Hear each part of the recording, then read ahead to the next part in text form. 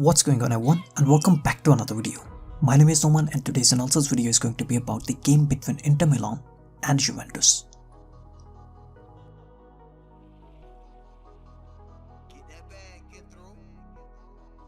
So Antonio Conte as usual lined up his team in a 3-5-2 formation which mostly shifted to 5-3-2 without possession, with both the wingbacks dropping in the defense and making a backline of 5 men without possession. While Juventus on the other hand lined up in a 4-3-3 formation on paper, but on the ground their formation was mostly a diamond 4-4-2, with Bernardeschi playing at the tip of the diamond with Ronaldo and Dybala up front. And Juventus changed their formation to their normal 4-3-3 in the second half after the introduction of Gonzalo Higuain. Despite lining up in a 4-3-3 formation, Juventus played the first 50 to 60 minutes of the game in a diamond 4-4-2 formation. Bernardeschi was playing at the tip of the diamond and he was given the job of man-marking Brozovic. Bernardeschi on Brozovic, Semi Khedira on Sensi and Matuidi on Barella. Juventus kept a tight man-marking on Inter Milan's midfield as the plan was to block their central penetration and force them to the wide areas. Pjanic was the free man to provide defensive cover to his midfield and the defense.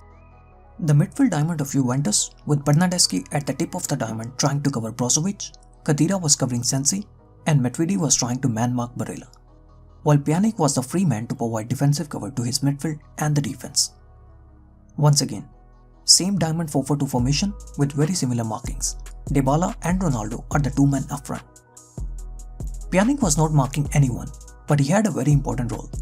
Since Pjanic was the free man, so whenever Inter Milan tried to use Lukaku as a target man to win the first ball, Pjanic was easily able to win the second balls, as Inter Milan did not have anyone in the midfield to win the second ball for them.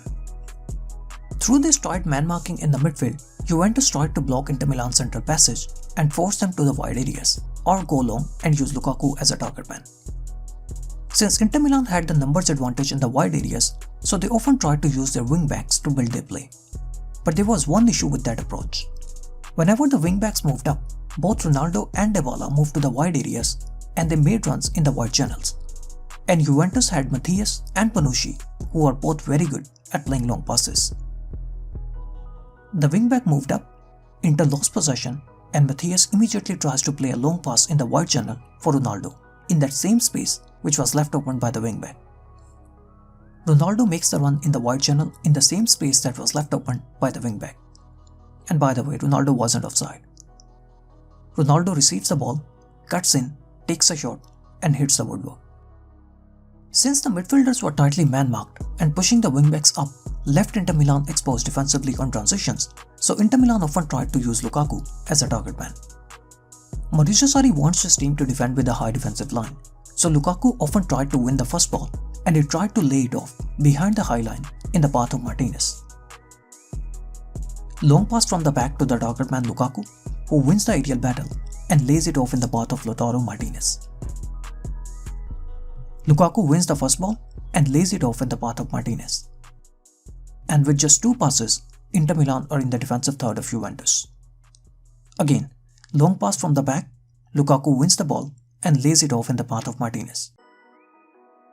Lukaku did a wonderful job as a target man. He won 4 out of the total 5 aerial duels at a very impressive rate of 80%. Apart from working as a target man, Lukaku was constantly dropping in Inter Milan's half. Mathias was staying very tight on Lukaku, so Lukaku often dropped in his own half and he tried to pull Mathias out of his defensive line to isolate Martinez in a 1v1 position against Panucci. Lukaku drops in his own half to receive the ball. Mathias leaves his line to cover Lukaku in Inter Milan's half. A simple nutmeg and Mathias is taken out.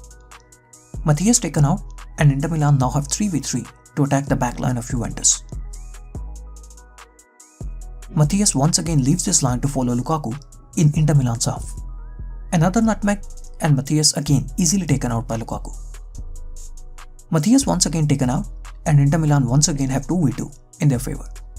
Mathias actually had a very poor game. He got nutmegged by Lukaku 3 times in this game. He was also very poor defensively. He only won 3 ground duels out of the total 7. He also couldn't win even a single aerial duel against Romelu Lukaku, and he was dribbled past 3 times by Lukaku. Just like Lukaku, Ronaldo was doing the same thing on the other side. Ronaldo was constantly dropping in between the lines to try and pull the Inter Milan defenders out of their defensive line.